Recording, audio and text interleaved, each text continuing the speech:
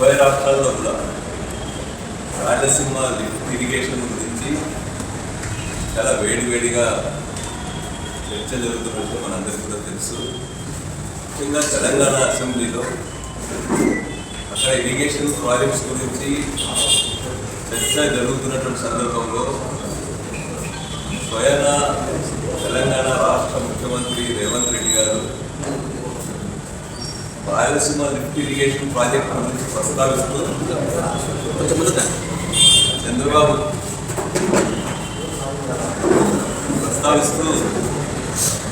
చంద్రబాబు నాయుడు గారితో నేను ప్రత్యేకంగా మాట్లాడి రాయలసీమ లిఫ్ట్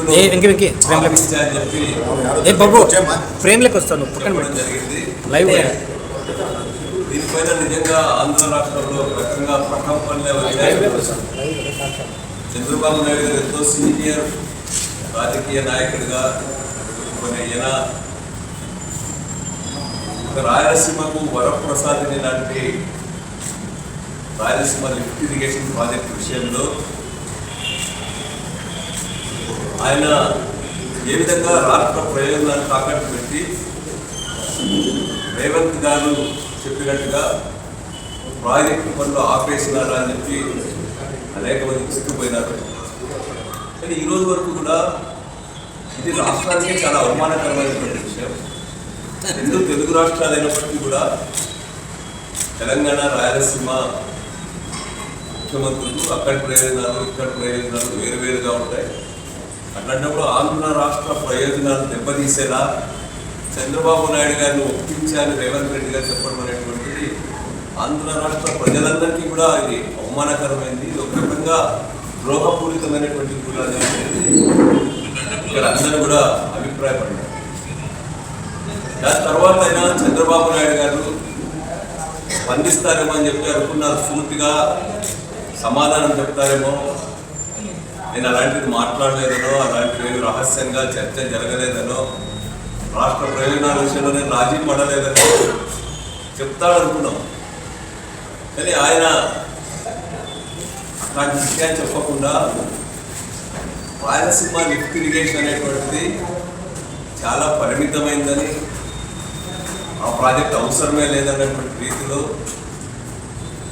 ఆయన మాట్లాడటమే కాకుండా వాళ్ళ ఇరిగేషన్ మినిస్టర్తో కూడా అదే మాట్లాడించారు.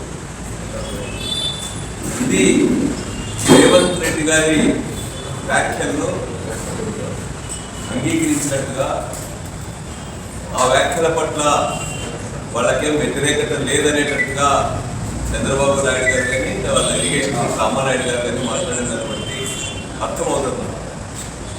అదేవిధంగా రాయలసీమ లిఫ్ట్ ఇరిగేషన్ ప్రాజెక్ట్ అనేది ఒక వేస్ట్ ప్రాజెక్ట్ అన్నట్టుగా మాట్లాడుతూ ఉన్నారు వాళ్ళు.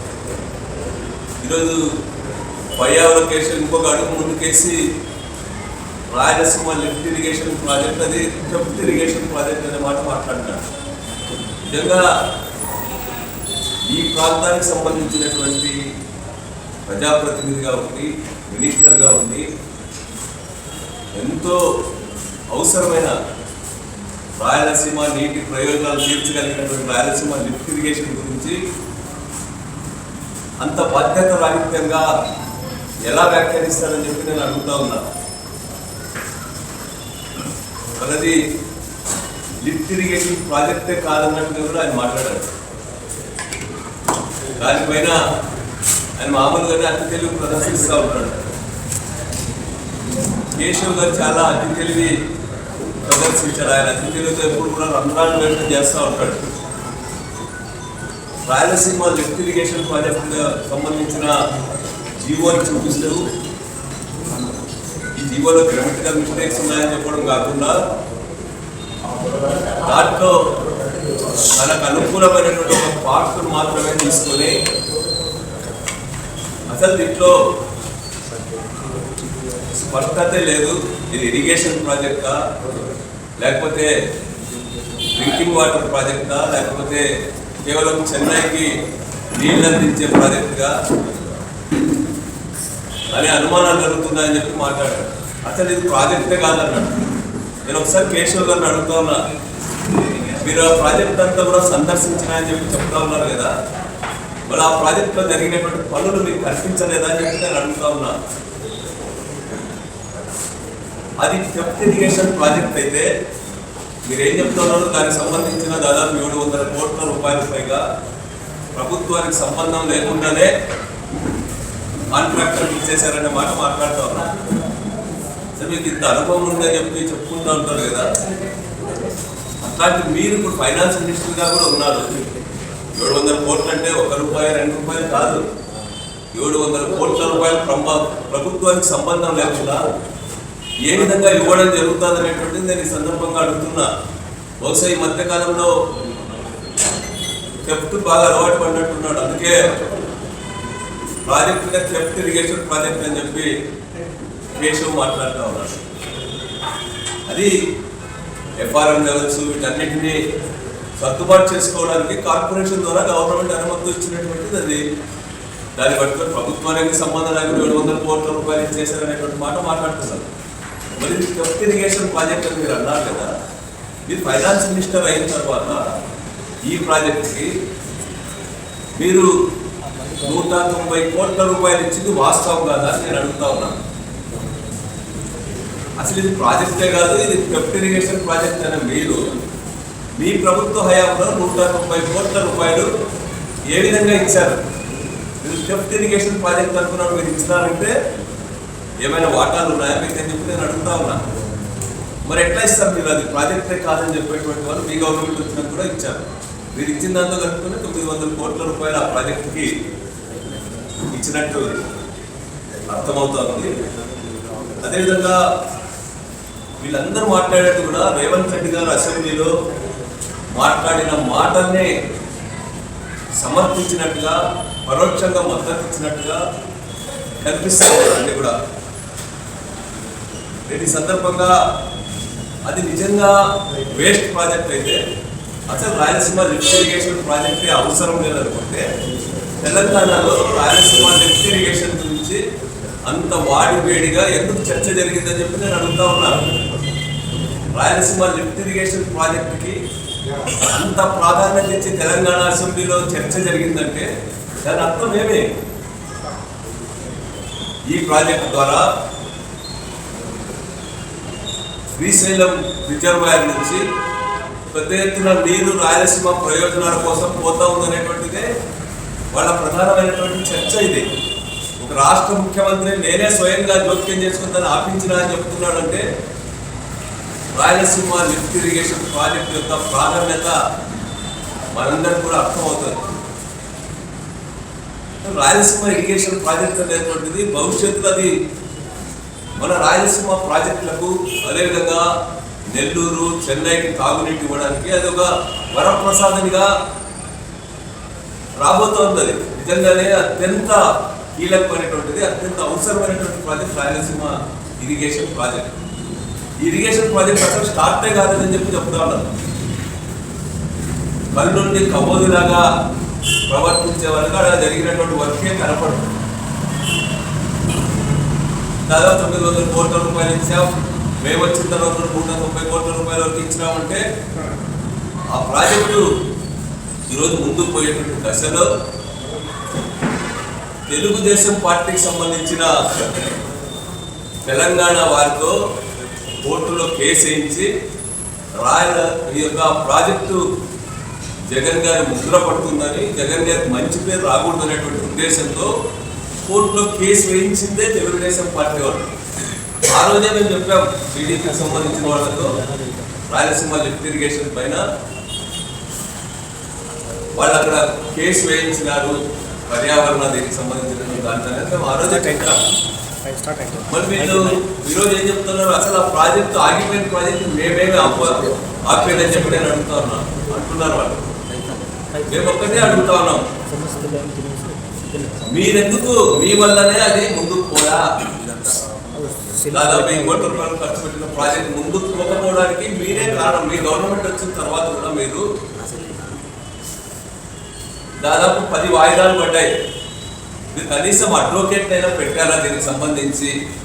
నేషనల్ క్రిమినల్ కోర్టు సంబంధించిన ఒక్క వాయిదాకైనా మన ప్రభుత్వం తరఫున వాదన వినిపించాలా అనేటువంటి ప్రయత్నం మీరు చేసినారా నేను అడుగుతా ఉన్నాను. పోనీ ఆ తర్వాత ఎక్స్పర్ట్ అప్రైజర్ కమిటీ వాళ్ళు మూడు సార్లు టైం ఇచ్చారు, వచ్చారు. ఎక్స్పర్ట్ అప్రైజర్ కమిటీ విషయాన్నైనా మీ ప్రభుత్వం పట్టించుకుందా అని చెప్పి అడుగుతా ఉన్నాను. మీరు అధికారంలోకి వచ్చిన తర్వాత ఆ ప్రాజెక్టు జగన్ ప్రాజెక్ట్ అన్నట్టుగా మీరు వ్యవహరించినారు కాబట్టి అది ఈరోజు పూర్తిగా ఆగిపోయింది. ఈరోజు ఏమేమో చెప్తారో మీరు వాటర్ ప్రాజెక్ట్ అని చూపించినారు కదా.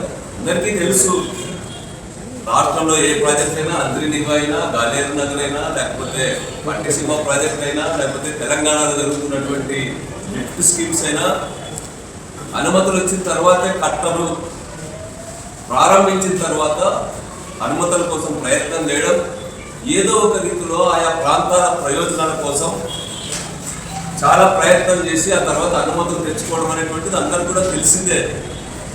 పోలవరం ప్రాజెక్టు విషయంలోనైనా అదే జరిగింది. ఏ ప్రాజెక్టు విషయంలో అయినా ప్రారంభించిన తర్వాత అనుమతుల కోసం చూడటం అనేటువంటిది అది మామూలుగా జరుగుతుంది. మనందరికీ తెలిసి ఇప్పుడు తెలంగాణలో దాదాపు రోజుకి 8 టీఎంసీల నీళ్లు వాడుకునేటువంటి రీతిలో 796 అడుగుల నుండి 840 అడుగుల వరకు కూడా అనేక లిఫ్ట్ స్కీమ్స్, పవర్ హౌసెస్ ఇవన్నీ కూడా పనిచేస్తూ ఉన్నాయి. ఈరోజు మనందరికీ తెలుసు రంగారెడ్డి పాలమూరు ప్రాజెక్టుకు సంబంధించి కూడా తర్వాతి కాలంలో సుప్రీంకోర్టుకి వెళ్ళి డ్రింకింగ్ వాటర్ ప్రాజెక్ట్ అని చెప్పి వాళ్ళు దానికి పర్యావరణ అనుమతులు అవసరం లేదని చెప్పి దాన్ని కొనసాగిస్తూ ఉన్నారు. ఈ ప్రాజెక్ట్ కూడా అంతే. దీనికి ఇది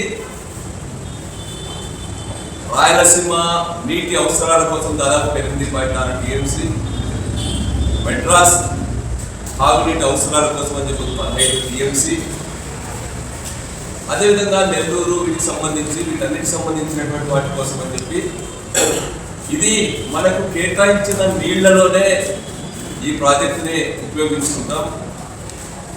ఇది అదనపు నీటిని వినియోగించుకోవడం కానీ అదనపు ఆయకట్టు తేవడం కానీ లేదని చెప్పి ప్రాజెక్ట్ అనుమతి కోసం ప్రయత్నం చేస్తూ ఉన్నారు. దాన్ని కేశవ్ గారు వీళ్ళంతా కూడా మా ప్రాంతం అనేది కూడా లేకుండా ఈరోజు రంధ్రాన్వేషణ చేసి వాళ్ళ అతి తెలివిని ప్రదర్శించి ప్రజలు తప్పుదారి పట్టించేటువంటి ప్రయత్నాలు చేస్తూ ఉన్నారు. వాళ్ళని నేను అడుగుతా ఉన్నా ఈ సందర్భంగా, ఈరోజు మన ఎగువ రాష్ట్రాలు కర్ణాటక రాష్ట్రం ఆల్మట్టి విషయంలో ఎత్తు పెంచి ఈరోజు అసలు నీళ్లు కిందికి వచ్చేటువంటి పరిస్థితి లేకుండా సీజనే ఈ ప్రాంతాల్లో మారిపోయేటట్టుగా ఈరోజు కర్ణాటక ప్రభుత్వం ప్రయత్నం చేస్తూ ఉంది. అదేవిధంగా ఈ యొక్క తెలంగాణ గవర్నమెంట్ కూడా మనందరికీ తెలుసు కల్వకు ఎత్తిపోతల పథకం కానీ లేకపోతే ఈరోజు ఆ ప్రాంతంలో దిండి ప్రాజెక్టు కానీ దాంతోపాటు దాదాపు 4 ప్రాజెక్ట్స్కి వాటితో పాటు ఈరోజు పవర్ జనరేషన్ కోసం లెఫ్ట్ బ్యాంక్ పైన అక్కడ చేస్తున్నటువంటి ఉత్పత్తి కోసం కానీ రోజుకి 8 టీఎంసీల నీళ్లు తీసుకునేటువంటి ప్రయత్నం చేస్తూ ఉన్నారు. ఆ ప్రాజెక్టులన్నీ పనులు చక్కచక్క జరుగుతూ ఉన్నాయి. రేపొద్దున అక్కడంతా కూడా ఆ ప్రాజెక్టులన్నీ నిర్మాణం అయితే రాయలసీమ ఎడారిగా మారకుండా, రాయలసీమ ప్రాజెక్టు ఒక్క చుక్క నీళ్లు లేకుండా పోయేటువంటి పరిస్థితి మీకు అర్థం కాదా అని చెప్పి నేను అడుగుతున్నా. మీరు కేవలం రేవంత్ రెడ్డి గారితో ప్రయోజనాలు ఏమైనా ఉంటే లేకపోతే రేవంత్ రెడ్డి గారిని సమర్థించుకోవడానికి చూస్తున్నారు తప్ప ఈ ప్రాంత ప్రయోజనాలు మీకు పట్టలేదని చెప్పి నేను ఆరోపిస్తా ఉన్నా. ఈరోజు అందుకనే జగన్మోహన్ రెడ్డి గారు అనేక విధాలుగా ప్రయత్నం చేసి లిఫ్ట్ ఇరిగేషన్ పూర్తి అయితే భవిష్యత్తులో రాయలసీమకు నిర్మించినటువంటి ప్రాజెక్టులు పూర్తి స్థాయిలో ఉపయోగపడడానికి అవకాశం ఉందని చెప్పి ఒక గొప్ప ప్రయత్నం చేశాడు. దాదాపు 3,000 కోట్ల రూపాయల పైగా అడ్మినిస్ట్రేటివ్ శాంక్షన్స్ ఇచ్చి రాయలసీమ లిఫ్ట్ ఇరిగేషన్ ప్రాజెక్ట్ని చక్క కదిలించడానికి ప్రయత్నాలు చేశాడు. తెలంగాణ వైపు నుంచి, అదేవిధంగా ఎగువ రాష్ట్రాల నుంచి, తెలుగుదేశం నుంచి ఆటంకాలు ఎదురైనా కూడా పని కొనసాగించడానికి తన అన్ని విధాల జగన్మోహన్ రెడ్డి గారు ప్రయత్నం చేశారనేటువంటిది వాస్తవం. ఈరోజు మీరు ముచ్చుమరి గురించి చెప్తా ఉన్నారు, మాల్యాల గురించి చెప్తా ఉన్నారు. నిజమే, రాజశేఖర రెడ్డి గారు ముఖ్యమంత్రిగా ఉన్నప్పుడు 796 అడుగుల నుంచే ముచ్చుమరి రిజర్వాయర్ ద్వారా హంద్రీ నివాకు నీళ్ళు ఇవ్వడానికి అక్కడ పనులు ప్రారంభించినాడు, శాంక్షన్స్ అన్ని కూడా ఇచ్చినాడు. ఈరోజు ముచ్చుమర్రి కేవలం 0.03 క్యూసెక్లు మాత్రమే నీళ్లు తోడు వేయగలిగినటువంటి ఒక చిన్న ఇది హంద్రినివాకి. అదేవిధంగా అక్కడ కేసీ కెనాల్కి అవసరమైనప్పుడు కొద్దిపాటి పరిమితుల్లో ప్రయోజనం కలిగించేందుకు ఉద్దేశించినటువంటిది అది. ఆ విధంగా కాకుండా ఇది మాల్యాలో 2 గంటల కూడా 0.6 క్యూసెక్స్ కూడా రానటువంటిది. అంటే ఇన్ని రోజులు తగ్గితే ఒక టీఎంసీ వస్తుందో మనందరికీ అర్థమవుతుంది.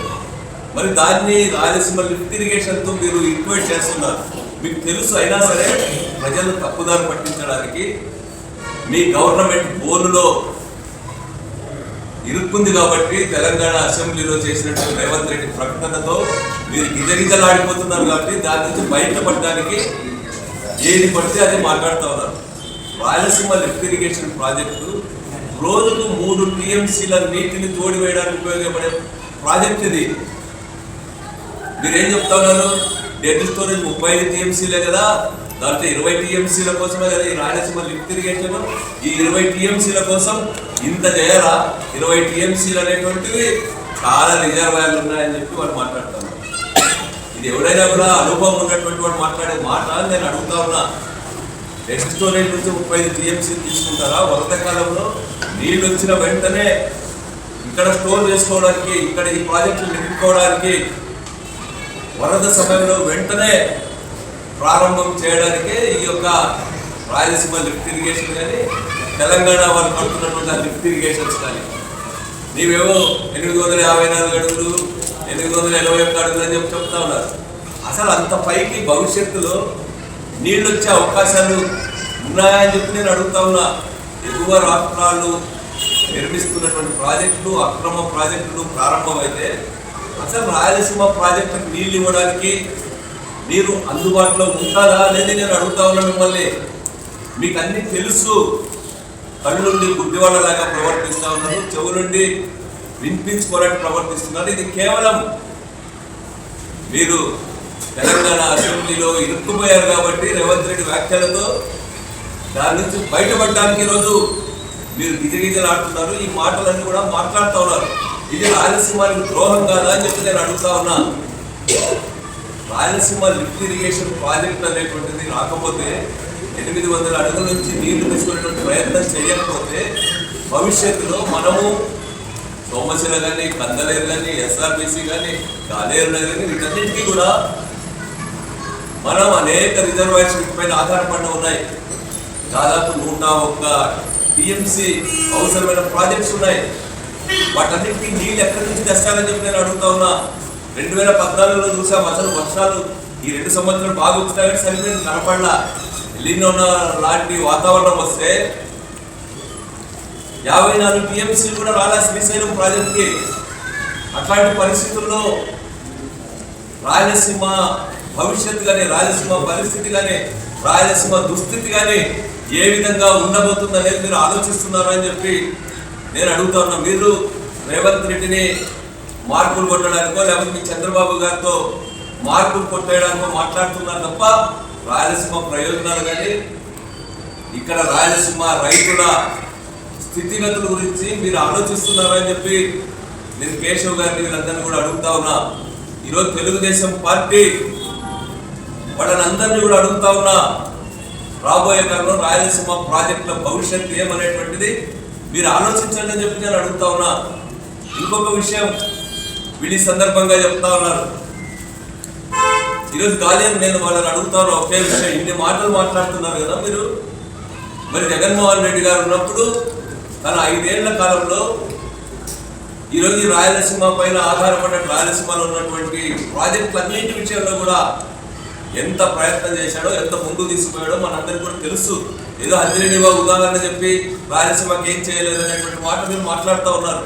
ఈరోజు గాలేరు నగర్ విషయంలో కానీ, అవుకు రిజర్వాయర్ విషయంలో కానీ అన్నింటిలో కూడా వెలుగొండ ప్రాజెక్ట్ కానీ, వెలుగోడు ప్రాజెక్ట్ కానీ, బ్రహ్మంగం మఠం రిజర్వాయర్ కానీ వీటన్నింటిలో కూడా జగన్ గారు అక్కడ కేటాయింపబడిన నీటిని వాడుకునేటువంటి దానికి అవసరమైన నిధులు ఖర్చు పెట్టి అన్ని రకాల ప్రయత్నాలు చేసి వాటన్నింటినీ కూడా ముందు తీసుకోవడం జరిగింది. జగన్ గారు అంతేకాకుండా మన జిల్లాకు కూడా ఎంతో ప్రయోజనకరమైనటువంటి గాలేరు నగరి హంద్రీ నివా ప్రాజెక్టుని అనుసంధానం చేయడానికి ప్రయత్నం చేశాడు. 3,000 కోట్ల రూపాయలతో టెండర్స్ పిలిచి 1,000 కోట్ల రూపాయలు మన గండికోట రిజర్వాయర్ నుంచి ఈరోజు హంద్రీ నివా కడప జిల్లా, చిత్తూరు జిల్లాలో ఏ ప్రయోజనాలు అయితే నెరవేరుస్తుందో ఆ ప్రాంతానికి గాలేరు నదిని నీళ్ళు ఇవ్వడానికి ప్రయత్నం చేశాడు.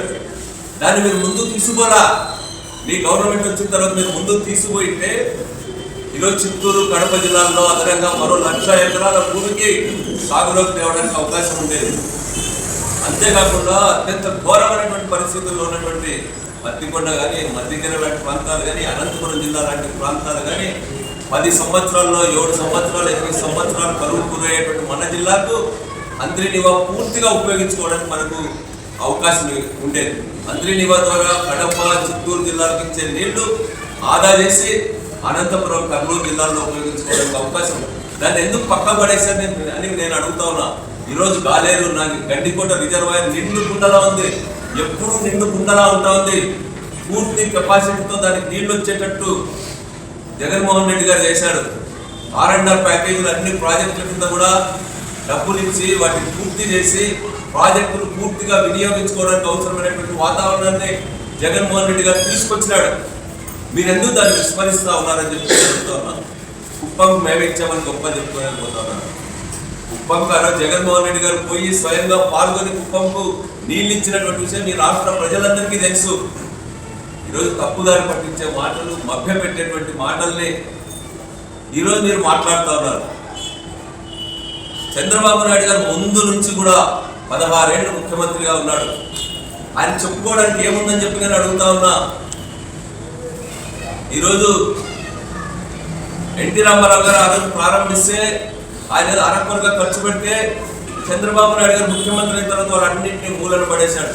2004లో రాజశేఖర రెడ్డి గారు ముఖ్యమంత్రి అయిన తర్వాత ఈ రాయలసీమ ప్రాజెక్టులు అన్నింటినీ కూడా పరుగులు పెట్టించి వాటిని నిధులు కేటాయించి రాత్రింబౌళ్ళు పనిచేయించి జలయత్నం పేరిట ఈరోజు ఆ ప్రాజెక్టును ఒక రూపాన్ని తీసుకొచ్చినాడు.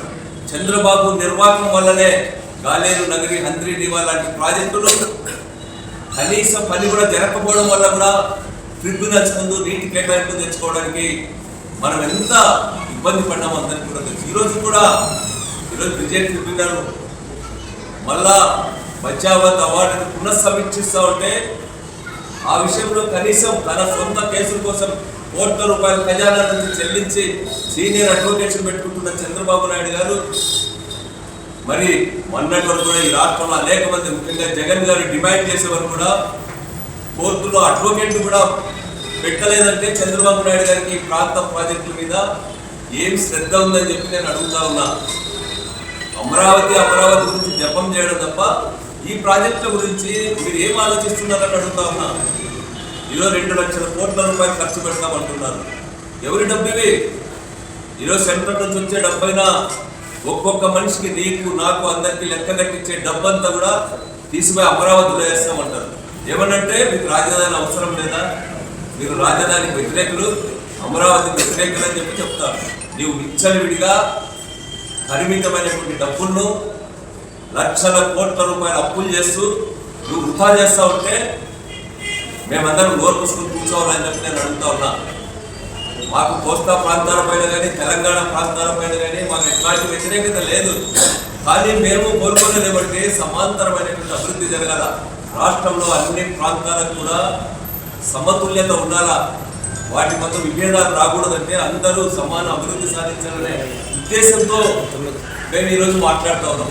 కానీ చంద్రబాబు నాయుడు గారు తన కీర్తి ప్రతిష్టల కోసం తన చరిత్రను నిలుచుకోవాలని చెప్పి రాష్ట్రాలంతా కూడా అప్పుల ఊపిలో కూరుకుపోయేలా చేసి అక్కడ పోయి కూర్చుంటాడు. అమరావతి గురించి నిత్యం మాట్లాడుతూ ఉంటాడు. నేను అందుకనే అందరినీ కూడా కోరేది, రాయలసీమ ప్రజలందరూ కూడా ఈరోజు తెలంగాణ ఈ ప్రాంతంలో అధికార పార్టీ చేస్తున్నటువంటి ప్రచారాన్ని తిప్పికొట్టాలని చెప్పి రాయలసీమ ఇరిగేషన్ ప్రాజెక్టుని కొనసాగించాలని చెప్పి మనం అందరం కూడా ఫైట్ చేయాలనేటువంటిది కూడా ఈ సందర్భంగా నేను కోరుతా ఉన్నా. ఫాలో చేయొచ్చు కదా అండి ప్లీజ్. ఫాలో చేయొచ్చు కదా అండి ప్లీజ్. అందరికీ నమస్కారం. మీరు వీడియో చూస్తున్నారు కానీ సబ్స్క్రైబ్ చేసుకోవడం లేదు. సబ్స్క్రైబ్ చేసుకోండి, మాకు సపోర్ట్ చేయండి.